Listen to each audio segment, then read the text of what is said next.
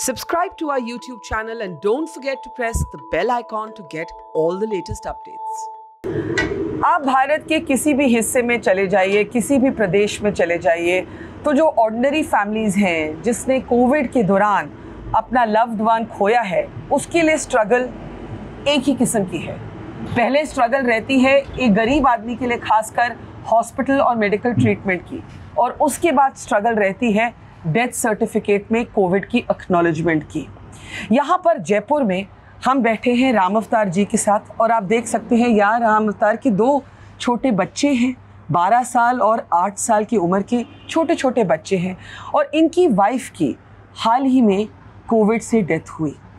और सदमा तो है, दर्द भी है, और उसके बाद ना जाने ये कितने चक्कर काट चुके हैं एक डेथ सर्टिफिकेट में कोविड की एक्नॉलेजमेंट के लिए।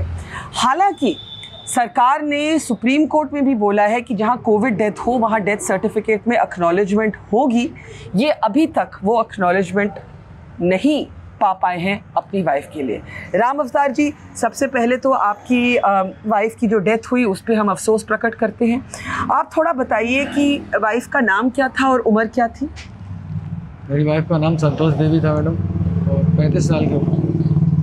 तो इनकी वाइफ थी संतोष जी और 35 साल की उम्र, यंग थी। और आप ये भी याद रखें कि ऑर्डिनरी फैमिलीज़ के लिए ये भी स्ट्रगल रहता है कि इकोनॉमिक सर्कमस्टेंसेस भी टफ रहते हैं। राम अवतार जी फैक्ट्री में जो प्रिंटिंग, कपड़ा प्रिंटिंग का काम है, वो काम करते हैं। राम अवतार जी, संतोष जी कितने दिन अस्पताल में रही? मैम 12 दिन तक हॉस्पिटल में रही थी। 9 मई को एडमिट करवाया था और 20 मई को उनकी डेथ हो गई थी। अच्छा, तो सबसे मुश्किल उस दौरान, मैं डेथ सर्टिफिकेट पे भी आऊँगी, लेकिन उस समय सबसे मुश्किल क्या रही आपके लिए? सबसे मुश्किल तो उस समय बेड खाली नहीं मिल रहे थे। भागा दौड़ी की, हाथ पांव जोड़ के बड़ी मुश्किल से बेड मिल गया था मुझे।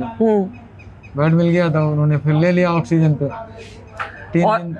3 दिन तक ऑक्सीजन पे रखा। तीसरे दिन रात में जब ज़्यादा तबीयत खराब हो गई तो फिर आईसीयू में लिया। आईसीयू में नली डाल दी फेफड़ों में, तो बोलना चलना बंद हो गया, बेहोश कर दिया उसने। उसके बाद 10 दिन तक आईसीयू में रहने के बाद में कोई इम्प्रूवमेंट नहीं हुआ, और इलाज तो चलता रहा लेकिन कोई इम्प्रूवमेंट नहीं हुआ, फिर वो डेथ हो गई।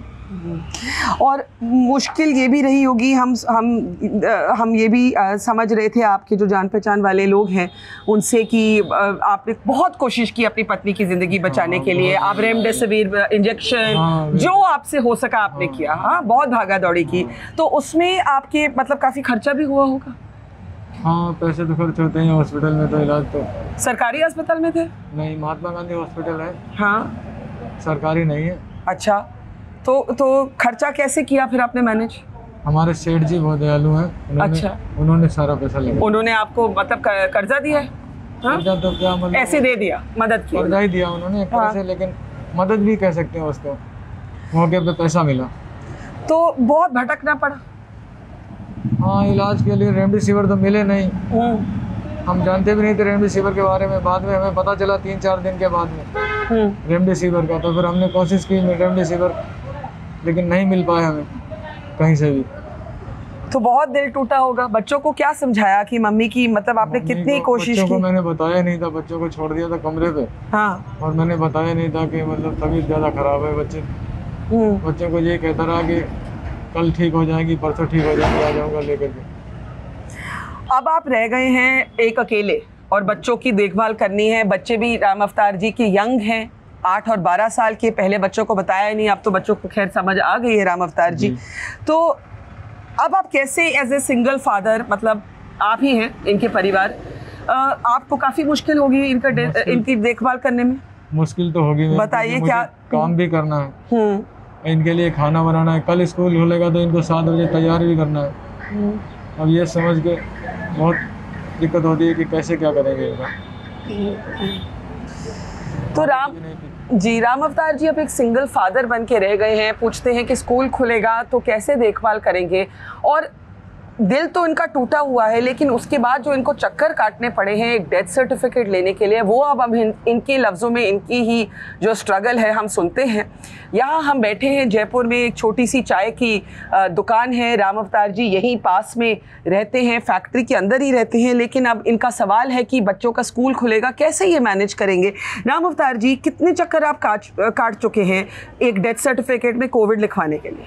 3 बार गया था मैडम मैं। पहले तो हॉस्पिटल वालों ने रिकॉर्ड ही नहीं भेजा था, 20-25 दिन के बाद में गया था। अच्छा, हॉस्पिटल भी रिकॉर्ड नहीं दे रहा था? नहीं, उनके पास भेजा नहीं था, उन्होंने अटक गया था पता नहीं क्या। जब हम लाइन में लगे वहाँ दिन भर, जब हमारा नंबर आया तो हमें पता चला कि अभी हॉस्पिटल से रिकॉर्ड ही नहीं आया। कितना घंटा एक हॉस्पिटल में वेट करना पड़ता है? हॉस्पिटल में नगर निगम में जहाँ डेथ सर्टिफिकेट मिलता है वहाँ पर जब हमारी बारी आई 2 घंटे के बाद में, तो पता चला कि हॉस्पिटल से रिकॉर्ड नहीं आया। तो फिर मैंने हॉस्पिटल वालों को फ़ोन लगाया तो करीब 1-1.5 घंटे तक बातचीत होती रही। फिर उन्होंने रिकॉर्ड भेजा, सर्वर डाउन हो गया, तो उसमें टाइम लग गया। तब तक नगर निगम का टाइम हो गया, वो बंद हो गया ऑफिस। फिर दूसरे दिन हम गए तो फिर उन्होंने एक पर्ची पकड़ा दी, बोले सोमवार को आना, सोमवार को आपको मिलेगा डेथ सर्टिफिकेट। सोमवार को हम गए तो उसमें कहीं कोरोना का लिखा नहीं था। हमने पूछा कि कोरोना इसमें तो है ही नहीं कहीं, तो उन्होंने कहा कि ऐसे ही बनते हैं, बस ले आए हम। फिर क्या करते हैं। अच्छा, आपको डेथ सर्टिफिकेट में 2 कारण होते हैं कि लोग चाहते हैं। एक तो कि भी आपकी पत्नी की गणित होनी चाहिए, गिनती होनी चाहिए। जब भारत की कोविड डेथ्स गिने जाएंगे तो क्या संतोष जी उनमें गिनी जाएंगी या नहीं? दूसरा, अगर सरकार की तरफ से कोई मुआवजा मिलता है, कोई स्कीम आती है खास करके बच्चों के लिए, तो अगर डेथ सर्टिफिकेट में कोविड ना लिखा हो तो आपको ये डर होगा कि वो स्कीम मिलेगी या नहीं? बस यही वजह है। बताइए इसके बारे में थोड़ा खुल के विस्तार से बताइए। जैसे कि अभी तो मतलब सरकार की तरफ से अगर कुछ मिलता है हमें या हमारे बच्चों को सहायता मिलती है, तो हम तो प्रूफ ही नहीं कर पाएंगे कि हमारी पत्नी की मृत्यु कोविड से हुई है। बिल्कुल। जबकि हम 12 दिन तक हम कोविड में भर्ती रहे और कोविड से मौत हुई है। हॉस्पिटल में कोरोना का इलाज भी हुआ है। जिस वार्ड में भर्ती थे वो भी कोविड वार्ड था। हमारे पास जो डॉक्यूमेंट्स है इनमें सब में मैं देख रही हूँ यहाँ पे ये फाइल लेके आए हैं, पूरी पकड़ी हुई फाइल है, ये मोटी सी फाइल है, और आप यहाँ दिखाएं तो हम देख भी सकते हैं। जी जी बताइए। जबकि हर पन्ने पे इसमें हमारा वार्ड और सब कुछ लिखा है कि पेशेंट का नाम, जी जी, और ये ward, room, bed, Covid ICU. Covid ICU तो लिखा है, बिल्कुल साफ लिखा है, कोविड आईसीयू लिखा है। और हमारे पास इसमें कोरोना पॉजिटिव की रिपोर्ट भी है। जी जी, जो मैं रिपोर्ट भी आपको दिखाता हूँ।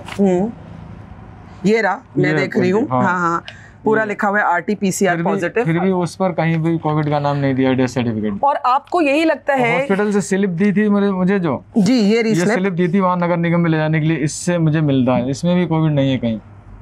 ये देखिए, अगर यहाँ पे हम थोड़ा पास लाएं कैमरा को, तो इस पे लिखा हुआ है, मैं देख रही हूँ, संतोष जी हैं इनकी वाइफ का नाम, और यही लिखा हुआ है कि dead body shift to mortuary. और आप ये कह रहे हैं कि इस स्लिप पे भी कोविड का मेंशन नहीं है जी। हाँ, तो ये इनको यही लगता है कि सारे कागजात हैं इनके पास। अब आप देखिए कि एक गरीब आदमी ये मोटी सी फाइल लेके 3 चक्कर काट चुका है नगर निगम पालिका के, और डेथ सर्टिफिकेट मिला है, और डेथ सर्टिफिकेट लेके भी फाइनली बड़े चक्कर काट के डेथ सर्टिफिकेट मिला इनको। और डेथ सर्टिफिकेट में, और मैं यहाँ पे अगर आपको दिखाऊं, अगर आप ये हम दिखाएंगे आपको, इस डेथ सर्टिफिकेट तो मिल गया। और आप फिर याद दिलाती हूँ कि सरकार ने सुप्रीम कोर्ट में बोला है कि डेथ सर्टिफिकेट में जहाँ कोविड डेथ हुई हो वहाँ लिखा जाएगा कोविड, लेकिन इस डेथ सर्टिफिकेट में कोविड नहीं लिखा। आप ये बताइए राम अवतार जी कि आपके दिल में आज गुस्सा है, दर्द है, डर है, क्या है? हमारे तो दर्द ही दर्द है। दर्द ही दर्द है। पत्नी को खोने का, जीवन साथी को खोने का, बच्चों को देखने वाला कोई नहीं है आज, हमें भी देखने वाला कोई नहीं है। काम करना है दिन भर, खाना बनाना है बच्चों के लिए, बस हमारे पास इतना पैसा भी नहीं है जो हम कोई सुविधा दूसरी जुटा लें या कोई मतलब केयर टेकर रख लें बच्चों के लिए। सब कुछ मुझे ही करना पड़ेगा।